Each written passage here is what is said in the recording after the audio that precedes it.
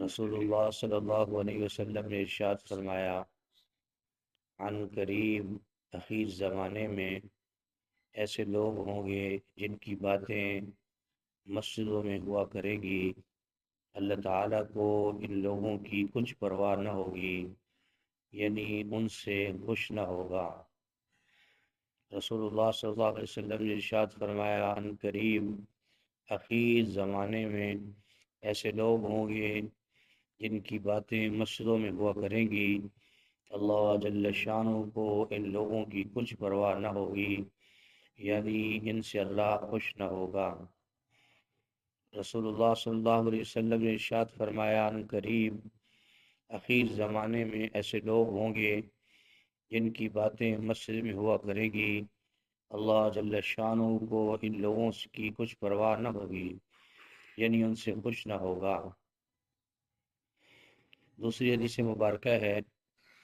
رسول اللہ صلی اللہ علیہ وسلم نے ارشاد فرمایا، جو شخص جماعت کی نیت سے مسجد کی طرف چلے اس کا ایک قدم ایک گناہ مٹاتا ہے، اور ایک قدم اس کے لیے نیکی لکھتا ہے جانے میں بھی اور لوٹنے میں بھی۔ رسول اللہ صلی اللہ علیہ وسلم نے ارشاد فرمایا، جو شخص جماعت کی نیت سے مسجد کی طرف چلے تو اس کا ایک قدم ایک گناہ کو مٹاتا ہے، ایک قدم اس کے لیے نیکی لکھتا ہے جانے میں بھی اور لوٹنے میں بھی۔ رسول اللہ صلی اللہ علیہ وسلم نے ارشاد فرمایا، جو شخص جماعت کی نیت سے مسجد کی طرف چلے تو اس کا ایک قدم ایک گناہ مٹاتا ہے، ایک قدم اس کے لیے نیکی لکھتا ہے جانے میں بھی اور لوٹنے میں بھی۔ تیسری حدیث مبارکہ ہے، رسول اللہ صلی اللہ علیہ وسلم نے ارشاد فرمایا، جو شخص رات کی اندھیری میں مسجد کی طرف چلے اللہ جل شانہ اسے قیامت کے روز نور کے ساتھ ملے گا۔ رسول اللہ صلی اللہ علیہ وسلم نے ارشاد فرمایا، جو شخص رات کی اندھیری میں مسجد کی طرف چلے اللہ جل شانہ اسے قیامت کے روز نور کے ساتھ ملے گا۔ رسول اللہ صلی اللہ علیہ وسلم نے ارشاد فرمایا، جو شخص رات کی اندھیری میں مسجد کی طرف چلے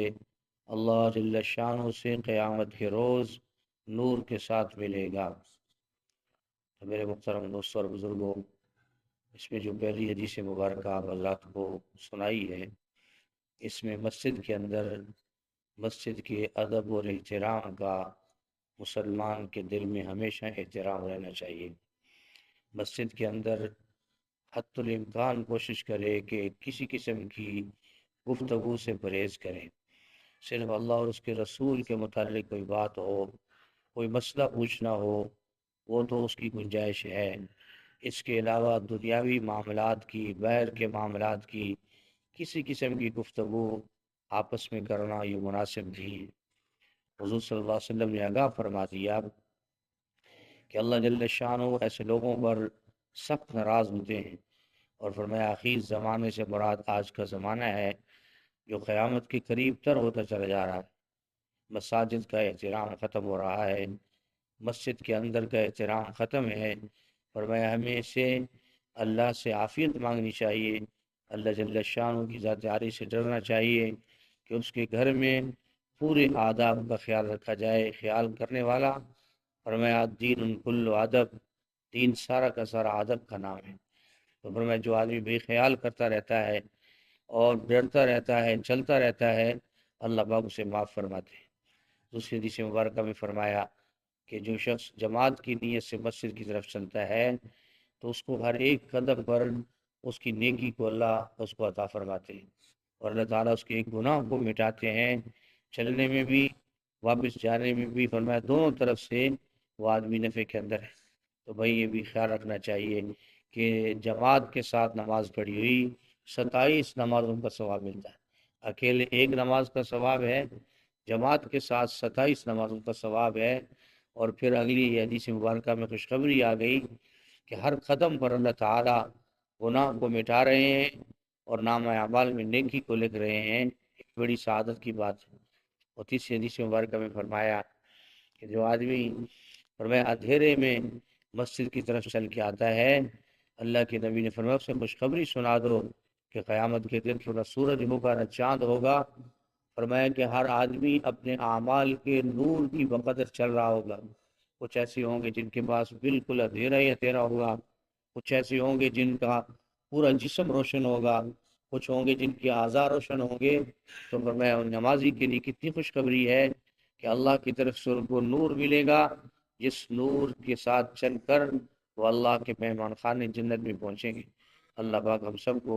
جو حدیث مبارکہ ہم نے سنی ہے، اللہ پاک عمل کرنے کی توفیق نصیب فرمائے۔ للہ رب العالمین والعاقبۃ للمتقین، الصلاۃ والسلام علی سید الانبیاء والمرسلین، اللهم انک عفو کریم تحب العفو فاعف عنا یا کریم، اللهم احسن عاقبتنا في الامور كلها واجرنا من خزي الدنيا وعذاب الاخرة، اللهم اكفنا بما شئت، اللهم انا نجعلك في نوري ونعوذ بك من شروري، اللهم اني اسالك الهدى والتقى والعفاف والغنى،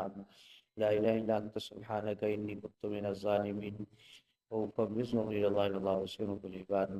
اللهم انت السلام ومنك السلام، تباركت ربنا وتعاليت يا ذا الجلال والاكرام، اللهم اجرني من النار، اللهم اجرني من النار، اللهم اجرني من النار، وقل رب اغفر وارحم وانت خير الراحمين،